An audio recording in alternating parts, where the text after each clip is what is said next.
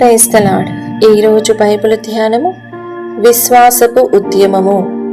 విశ్వాసమును బట్టి నోవాహు అది వరకు చూడని సంగతులను గూర్చి దేవుని చేత హెచ్చరింపబడి భయభక్తులు గలవాడై ఆంగ్లములో ముందుకు సాగి తన ఇంటి వారి రక్షణ కొరకు ఒక ఓడను సిద్ధము చేసెను. అందువలన అతడు లోకము మీద నేరస్థాపన చేసి విశ్వాసమును బట్టి కలుగు నీతికి వారసుడాయెను. హెబ్రేయులకు రాసిన పత్రిక 11వ అధ్యాయము 7వ వచనము. విశ్వాసమును బట్టి నోవాహు భయభక్తులు గలవాడై ముందుకు సాగెను. విశ్వాసములో ముందుకు సాగుట లేక నెట్టుట కలదు. విశ్వాసము మనలను కదిలించిన ఎడల, మనలను ముందుకు నెట్టుచూ ఉన్న ఎడల ఈ లోకములో ఏదియూ మనలను కదిలించలేదు. ఎవరైతే లోకమును కదిలించెదరో వారు లోకము చేత కదిలింపబడజాలరు.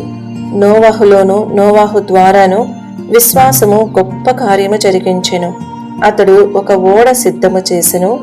ఓడ సంగమునకు సాదృశ్యముగా ఉన్నది. విశ్వాసము లేని వారు సంగమును కట్టలేరు. ఓడ యొక్క ఉద్దేశమేమి?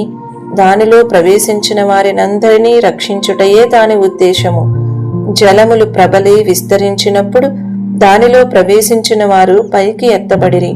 అదే విధముగా క్రీస్తు శరీరమైన సంఘము యొక్క అవయవములుగా ఉండువారు, పెండ్లి కుమార్తెగా సిద్ధపరచబడిన వారు భూమి మీద వచ్చు శ్రమల కాలపు తీర్పు రాకముందే రహస్య రాకడలో ఎత్తబడుదురు.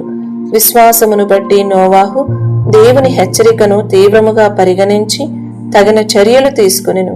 యేసు ప్రభువు త్వరగా వచ్చుచున్నాడను హెచ్చరికను తీవ్రమైనదిగా పరిగణించుచున్నావా?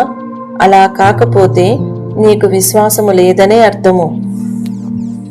విశ్వాసమును బట్టి సిద్ధము చేసెను. యేసు త్వరగా వచ్చుచున్నారు. ప్రజలెందుకు ఇంకనూ సిద్ధపడుటలేదు? వారికి విశ్వాసము లేదు. అంత పెద్ద ఓడను కట్టుటకు మనుషులను ఎచ్చటి నుండి తీసుకుని రావాలని నోవాహు ఆందోళన చెందలేదు. మానవ శక్తి, సమయము, నమూనాలు తయారు చేయు ఇంజనీర్లు, అవసరమైన గొప్ప రొక్కము మొదలగునవి అతనికి అంత గొప్ప విషయములుగా తోచలేదు. దేవుని కొరకు గొప్ప కార్యములు చేయుటకు విశ్వాసమే మనలను ముందుకు నెట్టుచున్నది. విశ్వాసమను నౌక పగులకుండా కాపాడును, పలు అలుల మధ్య చేర్చును, నిశ్చయం కోరిన రేవునకు నడుపునుగా. ఈ వీడియో యొక్క పూర్తి స్క్రిప్ట్ కావాలంటే దయచేసి డిస్క్రిప్షన్లో చూడండి. ఈ వీడియో ఆంగ్లము మరియు హిందీ భాషలలో కావాలంటే ఛానల్ను సబ్స్క్రైబ్ చేయండి మరియు వీడియోలను క్రమంగా అనుసరించండి. Praise the lord.